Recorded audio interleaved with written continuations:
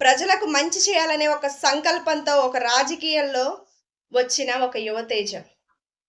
ఒక నిజాయితీపరుడు, నిస్వార్థపరుడు రాజకీయాల్లోకి వస్తే పేద ప్రజలకు ఎంత మేలు చేకూరుతుందో మనం అక్షరాల ఈరోజు చూస్తున్నాం.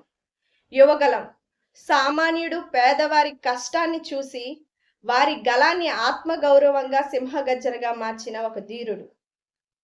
3157 కిలోమీటర్లు పాదయాత్ర చేశారు. 11 ఉమ్మడి జిల్లాలు, 97 నియోజకవర్గాలు, 232 మండలాలు, 2028 గ్రామాలు.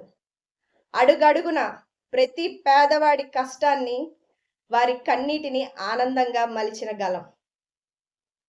ప్రజా దర్బార్ 5800కు పైగా అర్జీలు వస్తే 4700కు పైగా పరిష్కరించారు 50 రోజుల్లో.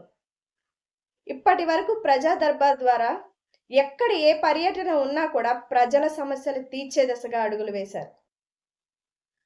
ఒక విద్యావంతుడు రాజకీయాల్లో ఒక విద్యాశాఖను చేపడితే ఎంత మేలు చేకూరుతుందో విద్యార్థులకు ఈరోజు మనం అక్షరాలా చూస్తున్నాం. రాజకీయాలకు అతీతంగా పాఠ్య పుస్తకాలు ముద్రించారు.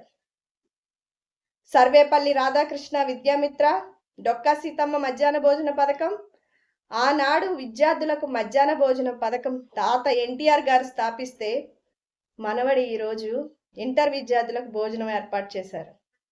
మనసున్న నాయకుడు, పేదవారి కడుపు నింపే నాయకుడు, వారి కష్టాలను తొలగించే నాయకుడు.